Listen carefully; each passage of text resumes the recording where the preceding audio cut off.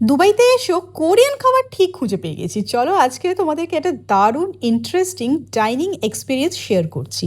রেস্টুরেন্টের একটা সেকশনে নানান রকমের নুডলস, মাছ, মাংস, কাঁচা সবজি সব কিছু ডিসপ্লে করা রয়েছে।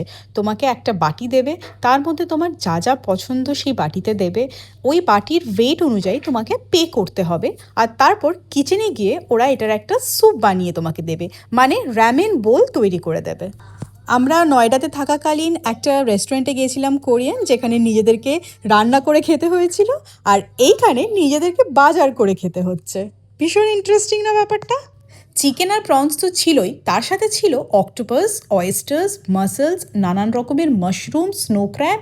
এইগুলো দেখে আমরা এত এক্সাইটেড হয়ে গেছিলাম, কারণ এইগুলো ট্রাই করার ইচ্ছে বহুদিন ধরে ছিল। যাই হোক, আমাদের স্যুপ বোল মানে র্যামেন বোল রেডি হয়ে চলে এসেছে। কালারটা যা লোভনীয় ছিল, আর টেস্ট কেমন ছিল, আমাদের রিয়াকশন, অনেস্ট রিয়াকশন, এগুলো পরের ভিডিওতে আসছে।